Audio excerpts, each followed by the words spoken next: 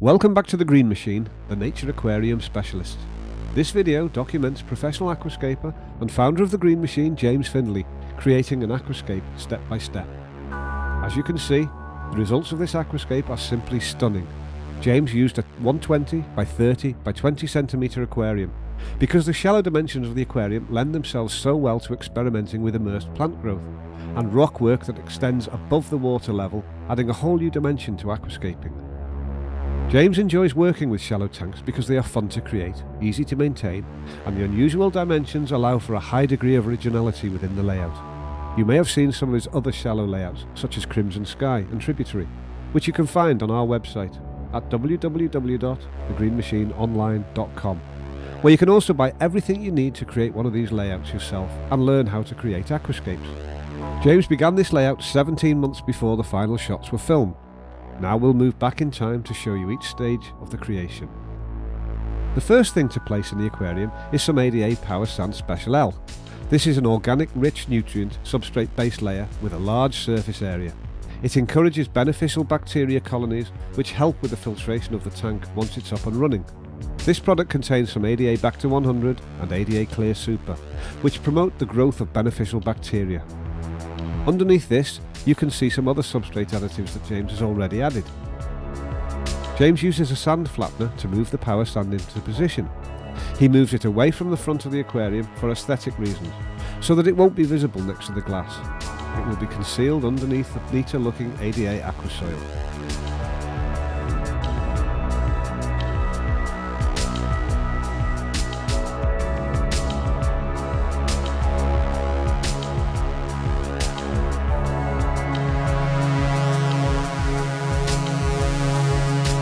James adds some tourmaline BC, which contains bamboo charcoal, which is an excellent filtration material because it absorbs pollutant substances. He sprinkles it across the whole surface of the substrate layer.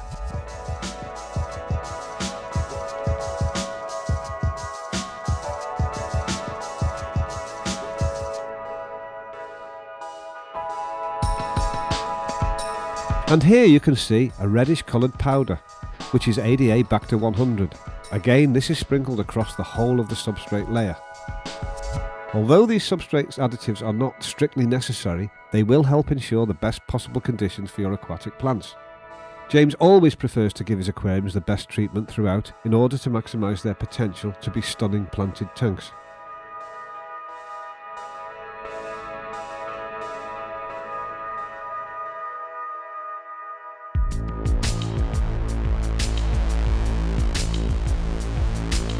James now adds even more Clear Super, which is a black powder that helps the growth of microorganisms.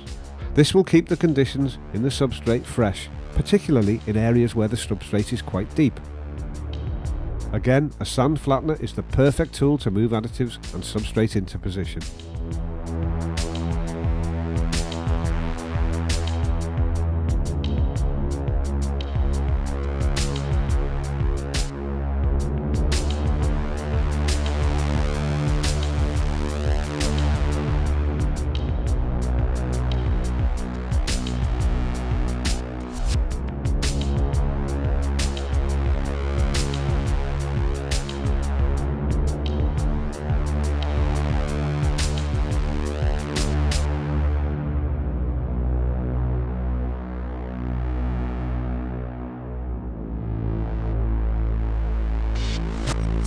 Now it is time to add the main plant substrate. On this occasion, James has chosen ADA Aquasoil Amazonia, which is the most popular plant substrate in the world.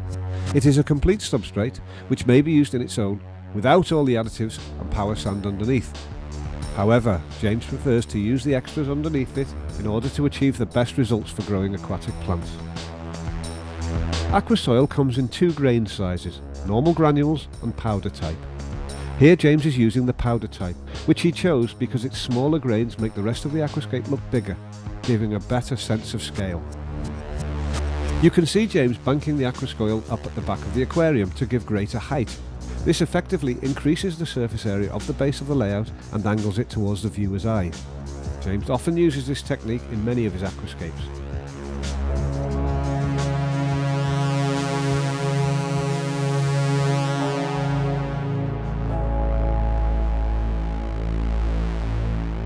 Now that the substrate layer is finished, James places the first stone. For this layout, James has chosen to use ADA Sado Akadama stone, which has lovely red hues that beautifully complement the green plant growth.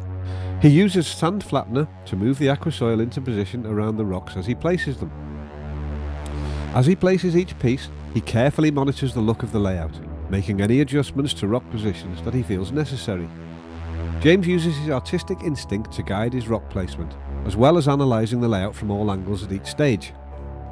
James usually has an idea of what plants he will be using at this stage, and visualises the future plant growth around the hardscape materials to aid in his decision making.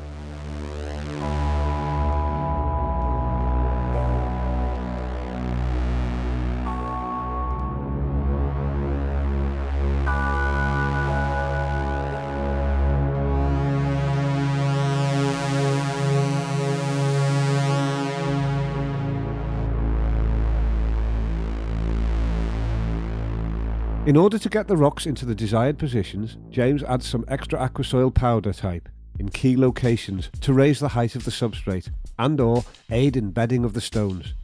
He uses a jug for this task, as he can accurately position the extra aquasoil using this tool. Aquasoil is also poured in between the stones, which makes them appear to have been in position for a long time. The title, Continuity, comes from the fact that this is a continuous line of stones with no obvious break in its structure, such as is featured in a traditional U-shaped layout. You can find descriptions and explanations for all the traditional layout shapes and styles on our website and in many of our videos. We've sped up this section to 8 times faster than real time. You can see how James places the rocks right across this layout from left to right. A useful tool to any aquascaper is a 3-inch paintbrush, which may be used to move substrate around and into position. Now that the hardscape is finished, James begins to add TGM substrate supports, which he designed to aid in creating aquatic layouts. They are an integral part of all his aquascapes. He inserts them into the gaps between the hardscape, particularly in areas where the substrate has been banked up. The result is that the substrate becomes a lot stronger. This prevents top layers from rolling downhill and destroying your layout. They are inserted vertically into the substrate, and, as they have a very small surface area, they do not compromise the planting. Each support is cut to size for its specific location. Often, you will need to test the supports in a location. Then if it doesn't fit properly, remove it and make adjustments to its size by cutting it, then reinsert it in the same location.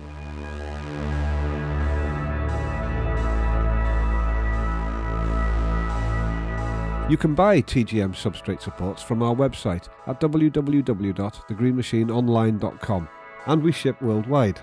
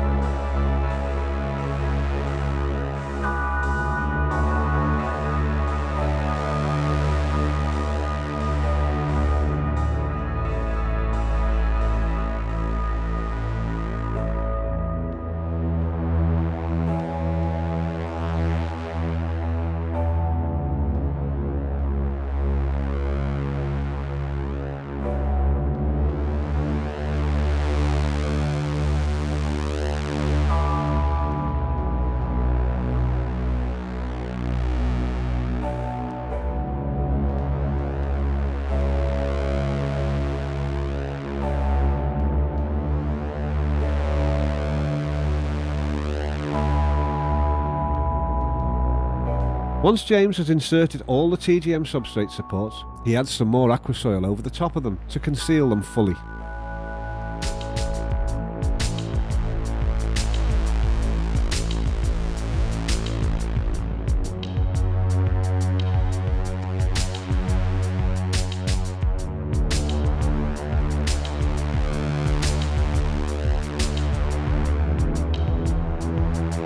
Now it's time to begin the planting.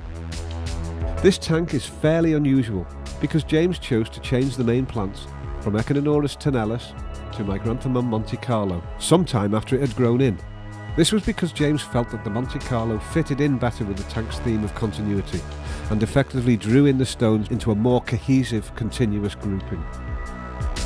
This is not to say that the initial planting was unsightly. In fact, it was very popular amongst visitors to the Green Machines gallery. However, from a subjective point of view, James decided he would prefer Monte Carlo and replanted to realise his vision.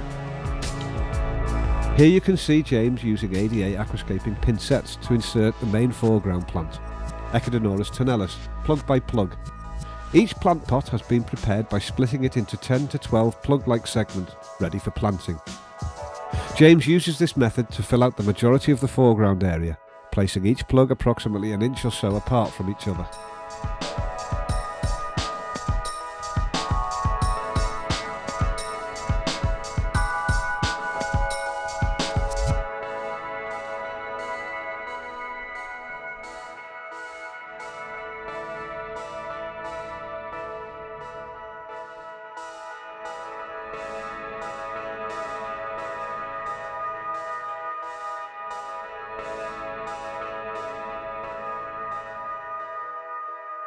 Now you can see James adding Hydrocotyle verticillata, which was later also replaced with Monte Carlo to create a more minimalist look.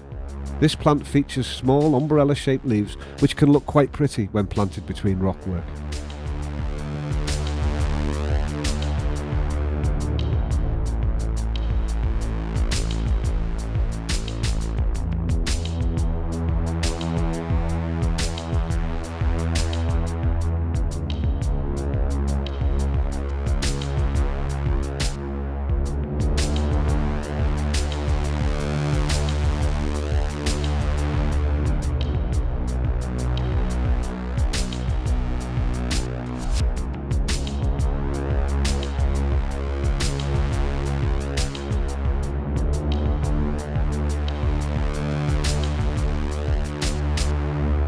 Again, pincets are an invaluable tool when planting in small, delicate spaces such as this.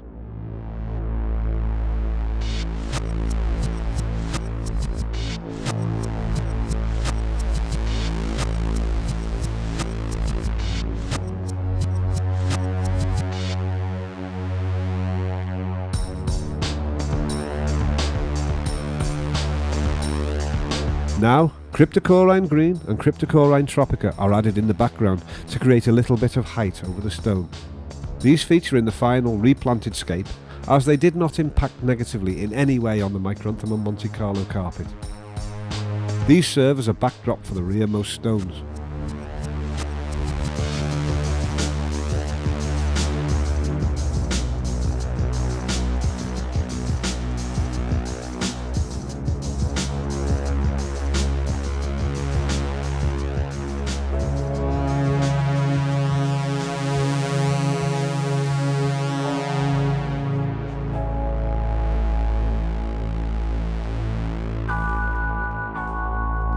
James creates two main groupings of these cryptocorynes, one at each side of the aquarium. They will eventually grow quite well in an immersed state out of the water and adapt well to this kind of growth. Cryptocoryne species are fairly slow growing until established, but generally easy to maintain.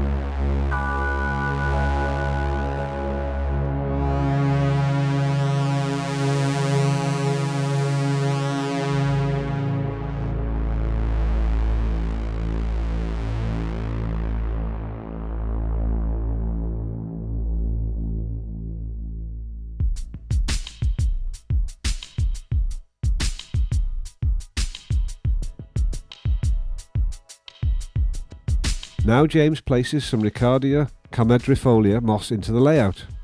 These have been grown onto metal grills under controlled conditions. These grills can be placed against stone or bent around it to begin the growth of the moss in your layout. After a period, the moss will grow completely to cover the grills so that they are no longer visible, creating a desirable natural look. Riccardia comedrifolia features small detailed growth, which James chose for his design because he wanted something very fine which would make the layout look much larger, adding to a great sense of scale. While it is a slow grower, it will eventually grow to cover any hardscape it touches, creating a beautiful aged look in the aquarium.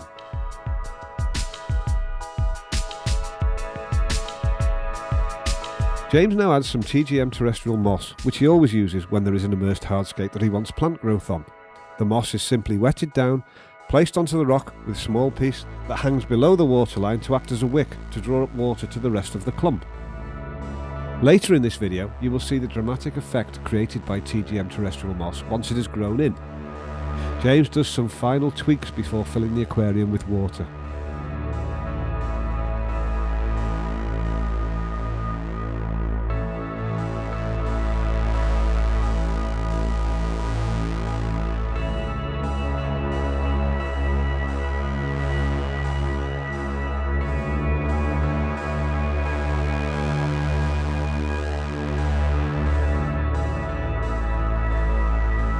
Here you can see the finished planted aquascape from all sides.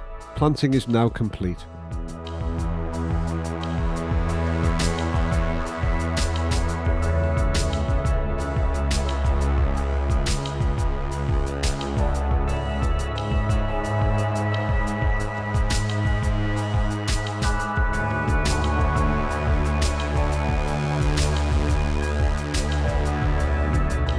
"17 months later, the aquarium has grown in and undergone a replanting using Micranthemum Monte Carlo as the main carpet. As you can see, it perfectly matches the TGM terrestrial moss, creating an overall feel of continuity in the design of the tank, which was the original concept of the hardscape. Centrally, Ludwigia palustris has been added to create a dash of red colour in the planting, which matches the ADA Pseudoacadama stone. The cryptocorines have now grown in at the back of the tank. The TGM terrestrial moss has grown a lot and now covers the stones very well. The beautiful colours and textures of the Pseudoacadama stone can be seen very clearly here.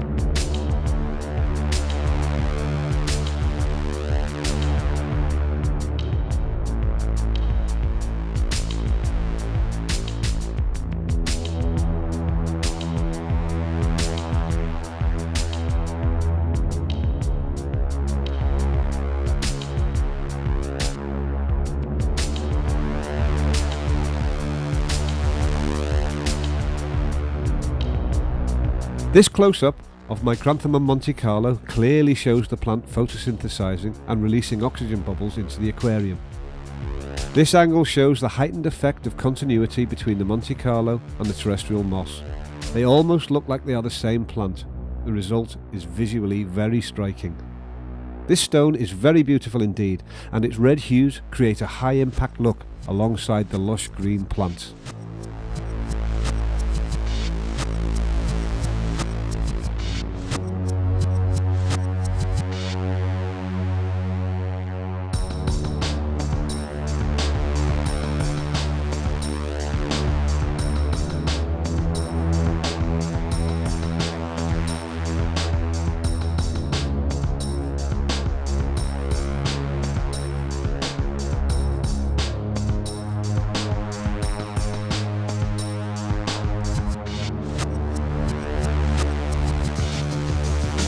Here you can see the full spectrum of colours that the ADA Pseudoacadama stone has to offer.